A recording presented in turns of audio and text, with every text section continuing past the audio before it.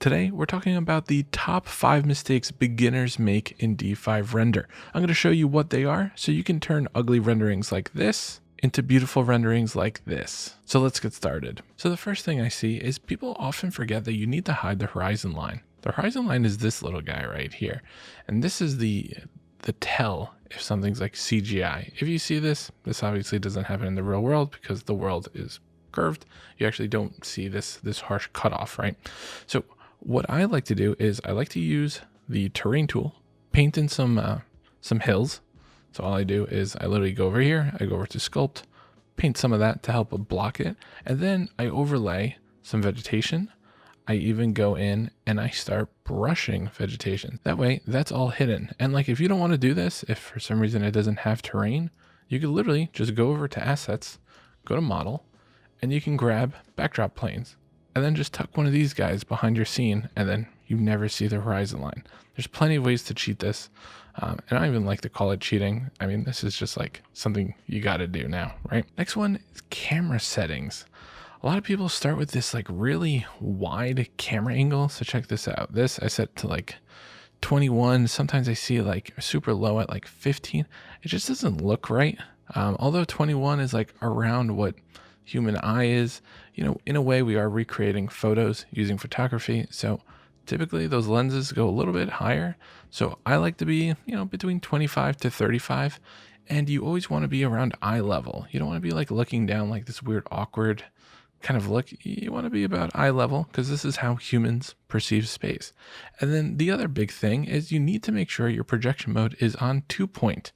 A lot of people just leave it on perspective, don't even know that 2-point's a thing. And what happens is your verticals start to kind of bow out. So what you want to do is switch to 2-point, and then this fixes it. You've got perfectly straight verticals. Anyone who shoots architectural projects does this. So make sure you do that. That way you get nice sharp lines. To recap there, get your parallels on and make your camera make sense, okay? Play with the focal length, play with the height, and then throw in some depth of field there. That way there's some focus between your foreground, midground, and background. Next tip, flat textures. So this one kind of drives me nuts because it's 2025 and I feel like we've got so many amazing options. Any of your materials should look something like this. You've got a base color map, a normal map, and a roughness, like at a bare minimum. And the reason this annoys me is because D5's got so many amazing like AI tools and assets, so you never have an ugly material. This came straight from the asset library, so it's all optimized and everything. But what typically happens in the world of architecture is you're in a rush, you grab a sample from a website, you drop it in, and then that's it. You don't put a normal map in, you don't put a roughness map in there, and so it looks flat. All you have to do is click this guy, it'll upscale the image for you. It'll also make it seamless, right? And then if you need the additional maps, you just go over here to AI generate texture maps and it'll fill in these slots. And then if that wasn't enough, right, you can always go to the asset library. I mean, there's, you know, over 2,000 assets here. You're going to find something that looks similar. You've heard me say this before, but like 90% of my materials come from the asset library and then I just tweak it. Really rare that I've got to like make something up from scratch.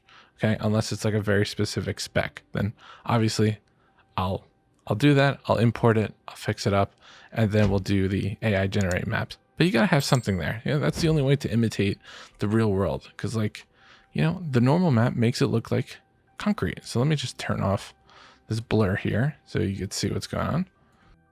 Okay, this is what's gonna make, you know, these things pop. So look at the edge there. So that's 0, that goes away, is 1. So like you need these types of details to make it mimic the real world material. Anyways, the next thing is when people start rendering out their images, they tend to forget to fix their auto exposure.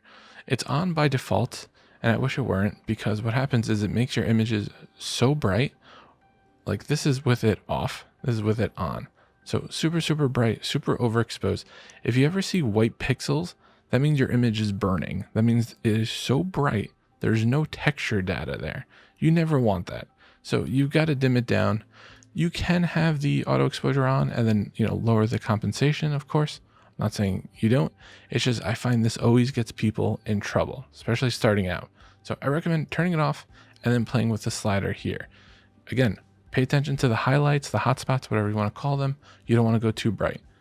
Something around this, like where it looks like an actual real life thing where it's not super bright. Talking about the brightness, exposure is one part of it, but the other side of it is actually just your sun. So right now I'm just using HDRI with sun here.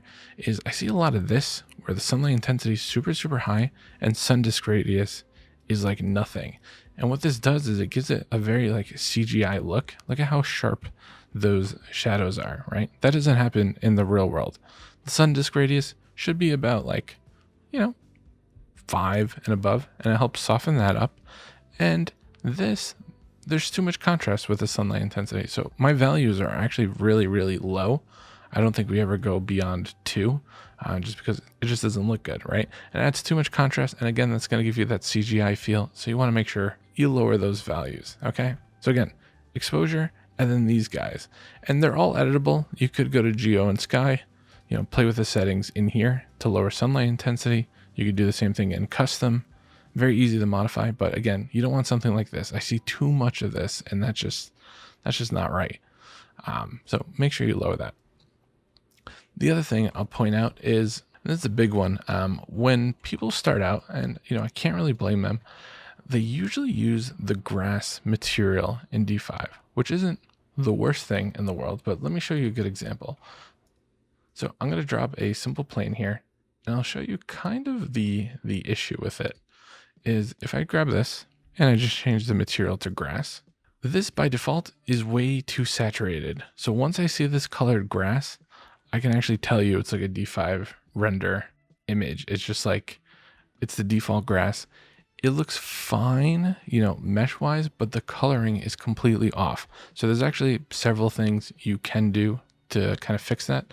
So what I do is I'll go to base color and I'll actually darken it here. That's already looking much better. So you could do that. You can also use this guy blend amount, which is going to help darken your grass. Look at that. That already looks so much better.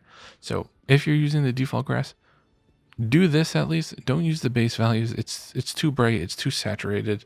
And then talking about saturation, people often boost the saturation in here, which just makes it even worse. Don't go beyond like 0.1 here. That's too much. You can always right click to reset that. But one of the reasons I started moving away from the grass material is because it just spawns directly on a surface. Sometimes I might not remember how big that surface is, and it's just like adding, some slight overhead because it's calculating the grass everywhere. But you're kind of limited to one grass mesh here. Like it's this grass clump, and then it's just basically arrayed all over. What I've started doing, and there's a bunch of ways of doing this, is you can use your brush tools. So if I go over to my terrain, you can see we've got all these different brush history guys on.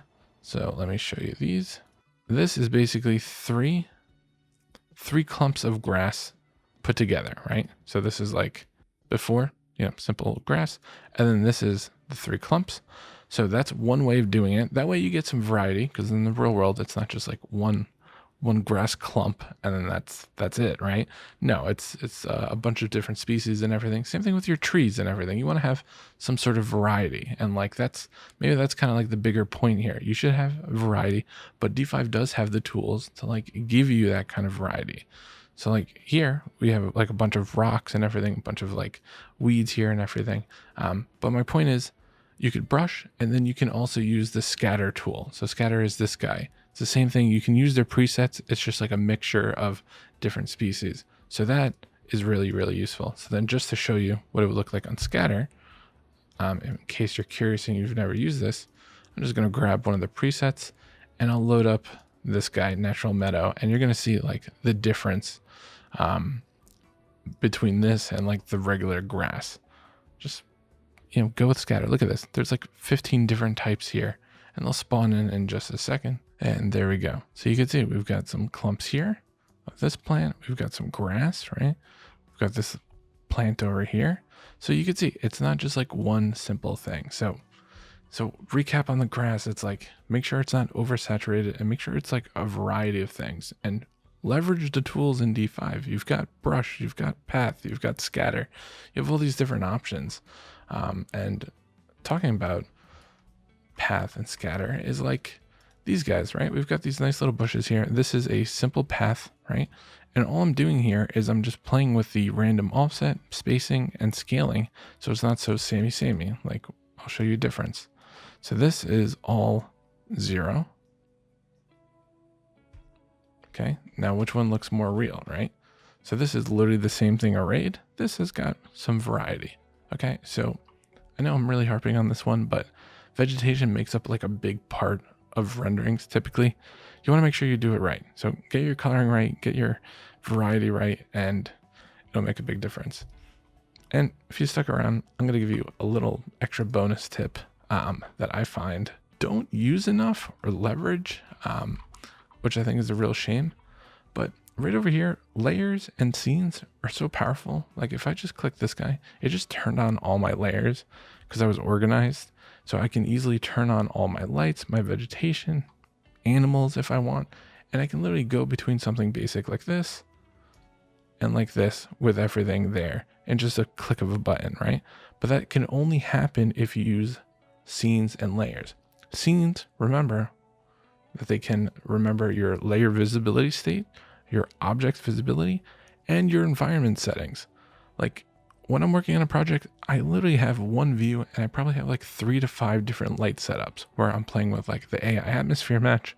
I'm playing with different light settings, you know, seeing what makes sense. Like these are free. Use them, make a bunch of copies and test. So like I'll do another test here. I'll play with the sunlight, you know, we'll rotate this around. We'll rotate this around to see what makes sense. If I want, I can lower this, I can raise it, and then I could save it and then just play between the two and see what makes sense.